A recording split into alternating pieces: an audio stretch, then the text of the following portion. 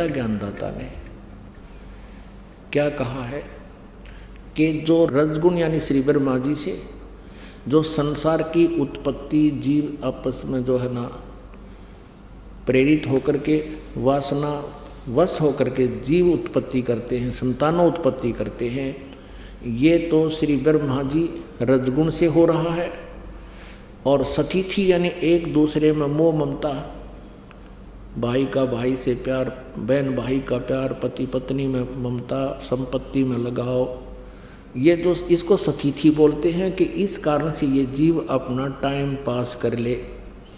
ये सतगुण विष्णु जी से हो रहा है, भाव से हो रहा है। और तमोगुण माने संहार श्री शंकर जी अर्थात श्री शिव जी तमोगुण से ये सब संहार हो रहा है। सतीथि यानी उत्पत्ति, सतीथि और प्रलय। कहते इन तीनों गुणों से जो कुछ भी हो रहा है इसका मुख्य कारण मैं हूँ, काल कहता है। लेकिन मैं इनमें नहीं, ये मुझ में नहीं। इस काल ने, काल रूपी ब्रह्म ने, इस ज्योति निरंजन ने अपने पुत्रों को पृथ्वी लोक, स्वर्गलोक और नीचे पाताल लोक पर एक एक विभागीय मंत्री का दर्जा देकर अधिकारी बना दिया और स्वयं इनसे भिन्न रहता है, इसके इनके सामने नहीं आता, गुप्त रहता है, इनको भी उनका उसका पता नहीं। तो ये कहता है कि ये जो कुछ भी हो रहा है इसका मुख्य कारण तो मैं हूँ, निमित्त मैं हूँ, लेकिन मैं इनमें नहीं हूँ, मैं इनसे बाहर हूँ। अब यही प्रमाण लेते हैं कि रजगुण ब्रह्मा है, सतगुण विष्णु, तमगुण शिव जी। ये कंसेप्ट क्लियर करना पड़ेगा, तब ये सदग्रंथ श्रीमद् भगवत गीता जी के श्लोक 12 से लेकर 15 तक आपकी समझ में आएंगे। अब सबसे पहले ये देखते हैं कि ये कहता है गीता ज्ञानदाता, ये काल, इसको ये महाशिव भी कहलाता है, काल रूपी भगवान भी कहलाता है। ये कहता है कि मैं इनसे अलग हूँ। देखिए संक्षिप्त शिव पुराण सचित्र मोटा टाइप, गीता प्रेस गोरखपुर से प्रकाशित है। संपादक हनुमान प्रसाद पोदार, प्रकाशक एवं मुद्रक हैं गीता प्रेस गोरखपुर, गोविंद मन कार्यालय कोलकाता का संस्थान। फोन नंबर फैक्स नंबर ये है। इसके 110 पृष्ठ पर आपको दिखाते हैं थोड़ा सा, ये देखिए 110 पृष्ठ संक्षिप्त शिव पुराण, और ये है रुद्र संहिता। ये 9वें अध्याय के लास्ट में है। सारा प्रकरण दे करके यहाँ पर निष्कर्ष दिया कि इस प्रकार ब्रह्मा, विष्णु और रुद्र, इन तीनों देवताओं में गुण है, परंतु ये शिव, ये इनका पिता, ये इनके सामने नहीं आता और ये इनसे भिन्न रहता है, परंतु शिव गुणातीत माने गए हैं। इससे ये सिद्ध हो गया कि रजगुण ब्रह्मा, सतगुण विष्णु, तमगुण शिव जी, इसको महेश कहो, इन तीनों देवताओं में तो गुण है और परंतु शिव गुणातीत माने गए। अब देखिएगा मार्कंडेय पुराण, ये गीता प्रेस गोरखपुर से प्रकाशित है, गीता प्रेस गोरखपुर से प्रकाशित है। इसके 123 पृष्ठ पे यहाँ देखिएगा, ये मार्कंडेय जी कह रहे हैं, यहाँ मार्कंडेय जी बोले, ये मार्कंडेय जी बताते आ रहे हैं, इस तरह स्वयंभू परमात्मा की, ये काल को स्वयंभू कहते हैं, ब्रह्म को। इस प्रकार स्वयंभू परमात्मा की 3 अवस्थाएं हैं। रजोगुण प्रधान ब्रह्मा, तमोगुण प्रधान रुद्र और सत्वगुण प्रधान विश्वपालक विष्णु है। ये ही 3 देवता हैं और ये ही 3 गुण है, यही 3 गुण है। ये समझ गया, आगे कंसेप्ट क्लियर हो गया। और क्लियर करते हैं इसको, क्योंकि ये आध्यात्मिक ज्ञान है और यदि इसमें जरा सा भी कच्चापन रह गया तो ये नकली गुरु अज्ञानी जनता को भ्रमित कर देंगे। परमेश्वर की कृपा से इनका ये दाव दास लगन नहीं देगा। हमारे सदग्रंथ हमारे पास हैं और श्रद्धालु शिक्षित हैं, हम इनको बहुत अच्छी तरह समझ सकते हैं। ये देखिएगा, ये श्रीमद् देवी भागवत हिंदी टीका सहित भाग 1, ये कहाँ से प्रकाशित है?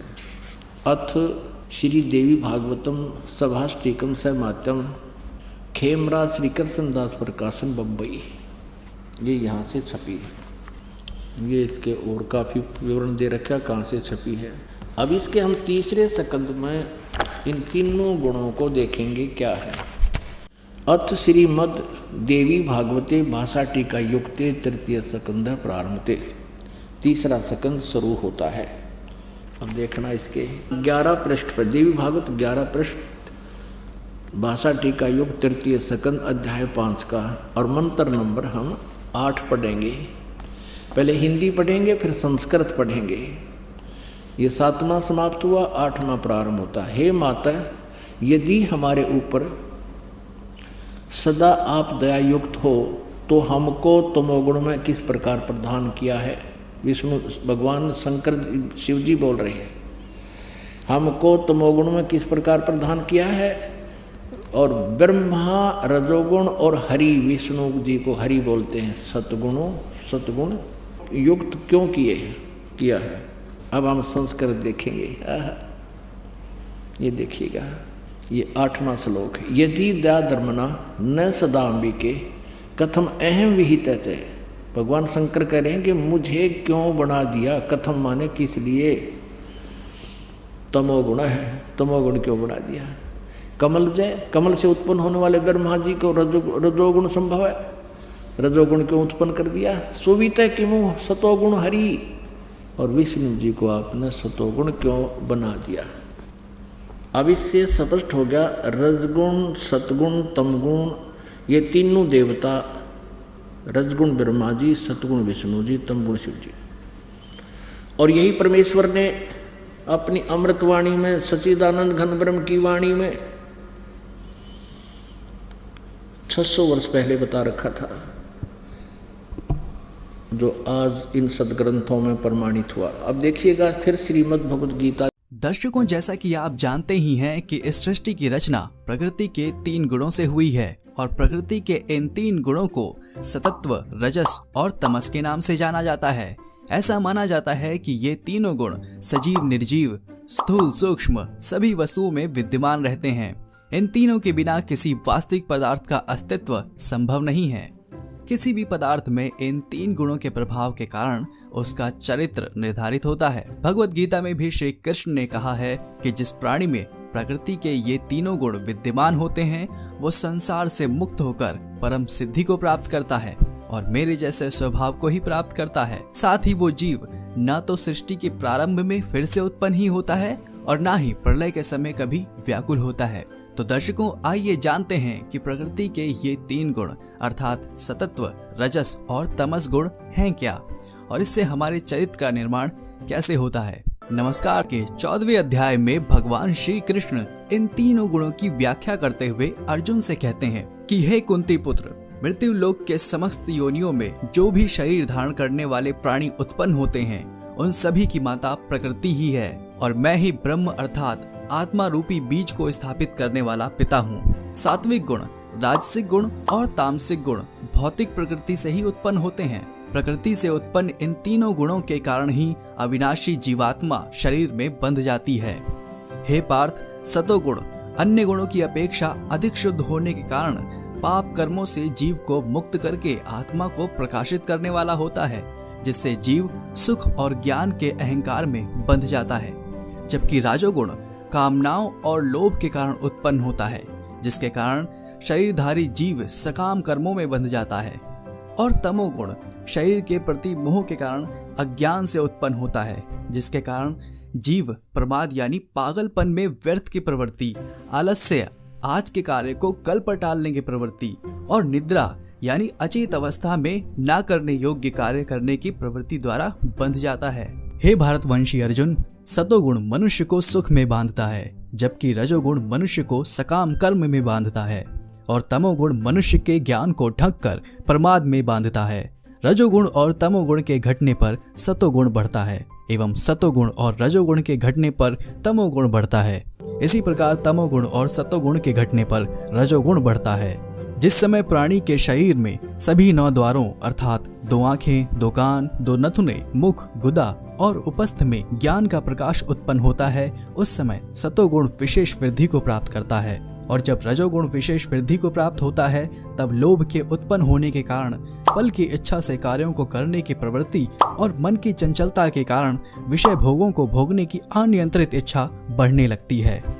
एवं जब तमोगुण विशेष वृद्धि को प्राप्त होता है, तब अज्ञान रूपी अंधकार, कर्तव्य कर्मों को ना करने की प्रवृत्ति, पागलपन की अवस्था और मोह के कारण ना करने योग्य कार्य करने की प्रवृत्ति बढ़ने लगती है। जब कोई मनुष्य सतोगुण की वृद्धि होने पर मृत्यु को प्राप्त होता है, तब वो उत्तम कर्म करने वालों के निर्मल स्वर्ग लोगों को प्राप्त होता है। वहीं जब कोई मनुष्य रजोगुण की वृद्धि होने पर मृत्यु को प्राप्त होता है, तब वो सकाम कर्म करने वाले मनुष्यों में जन्म लेता है। उसी प्रकार तमोगुण की वृद्धि होने पर मृत्यु को प्राप्त मनुष्य पशु पक्षी आदि निम्न योनियों में जन्म लेता है। सतोगुण में किए गए कर्म का फल सुख और ज्ञान युक्त निर्मल फल कहा गया है। रजोगुण में किए गए कर्म का फल दुख कहा गया है और तमोगुण में किए गए कर्म का फल अज्ञान कहा गया है। सतोगुण से वास्तविक ज्ञान उत्पन्न होता है, रजोगुण से निश्चित रूप से लोभ ही उत्पन्न होता है और तमोगुण से निश्चित रूप से प्रमाद, मोह, अज्ञान ही उत्पन्न होता है। सतोगुण में स्थित जीव स्वर्ग के उच्च लोगों को जाता है, रजोगुण में जीव मध्य में पृथ्वी लोक में ही रह जाता है और तमोगुण में स्थित जीव पशु आदि नीच योनियों में नरक को जाते हैं। जब कोई मनुष्य प्रकृति के इन 3 गुणों के अतिरिक्त अन्य किसी को करता नहीं देखता है और स्वयं को दृष्टा रूप से देखता है, तब वो प्रकृति के 3 गुणों से परे स्थित होकर मुझ परमात्मा को जानकर मेरे दिव्य स्वभाव को ही प्राप्त होता है। जब शरीरधारी जीव प्रकृति के इन 3 गुणों को पार कर जाता है, तब वो जन्म, मृत्यु, बुढ़ापा और सभी प्रकार के कष्टों से मुक्त होकर इस जीवन में परम आनंद स्वरूप अमृत को भोग करता है।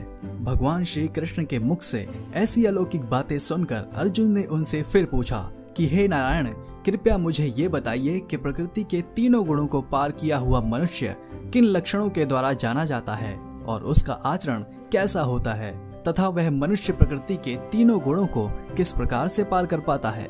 तब श्री कृष्ण अर्जुन के प्रश्नों का जवाब देते हुए कहते हैं कि हे पार्थ, जो मनुष्य ईश्वरीय ज्ञान रूपी प्रकाश अर्थात सतोगुण तथा कर्म करने में आसक्ति यानी रजोगुण तथा मोह रूप अज्ञान यानी कि तमोगुण के बढ़ने पर कभी भी उनसे घृणा नहीं करता है तथा समान भाव में स्थित होकर ना तो उनमें प्रवृत्त ही होता है और ना ही उनसे निवृत्त होने की इच्छा ही रखता है, जो उदासीन भाव में स्थिर रहकर किसी भी गुण के आने जाने से विचलित नहीं होता है और गुणों को ही कार्य करते हुए जानकर एक ही भाव में स्थिर रहता है, जो सुख और दुख में समान भाव में स्थिर रहता है, जो अपने आत्म भाव में स्थित रहता है, जो मिट्टी, पत्थर और स्वर्ण को एक समान समझता है, जिसके लिए ना तो कोई प्रिय होता है और ना ही कोई अप्रिय होता है, तथा जो निंदा और स्तुति में अपना धीरज नहीं खोता, जो मान और अपमान को एक समान समझता है, जो मित्र और शत्रु के पक्ष में समान भाव में रहता है तथा जिसमें सभी कर्मों के होते हुए भी कर्तापन का भाव नहीं होता है, ऐसे मनुष्य को प्रकृति के गुणों से अतीत कहा जाता है। जो मनुष्य हर परिस्थिति में बिना विचलित हुए अनन्य भाव से मेरी भक्ति में स्थिर रहता है, वो भक्त प्रकृति के 3 गुणों को अतिशीघ्र पार करके ब्रह्म पद पर स्थित हो जाता है। उस अविनाशी ब्रह्म पद का मैं ही अमृत स्वरूप, शाश्वत स्वरूप, धर्म स्वरूप, परम आनंद स्वरूप एकमात्र आश्रय हूँ। दर्शकों, इसके अलावा भगवान श्री कृष्ण अर्जुन से अंत में कहते हैं कि हे पार्थ, जो प्राणी इन 3 गुणों को एक साथ नियंत्रित कर मेरे नाम का संकीर्तन करता है, वो जीवित रहते तो हर सुख को प्राप्त करता ही है, साथ ही मृत्यु के पश्चात भी बिना किसी रुकावट के सीधे स्वर्ग को जाता है, जीवन मरण के चक्र से सदा के लिए मुक्त हो जाता है। इसलिए दोस्तों, हम सभी को चाहिए कि जीवन में हम किसी भी चीज को खुद पर हावी ना होने दें, जिससे हमें जीवित रहने के साथ साथ मृत्यु के बाद भी कष्ट भोगना पड़े। तो दर्शकों, उम्मीद करता हूँ कि आपको भगवान श्री कृष्ण द्वारा जीवन से संबंधित दिया यह ज्ञान अवश्य ही पसंद आया होगा। अगर पसंद आया है तो इसे सीमित ना रखें, बल्कि अपने दोस्तों और परिवार वालों के साथ भी शेयर करें। और अगर आप हमारे चैनल पर नए हैं तो इसे सब्सक्राइब कर लें। फिलहाल आज के वीडियो में इतना ही। हमें इजाज़त दें और वीडियो को अंत तक देखने के लिए आपका बहुत बहुत शुक्रिया।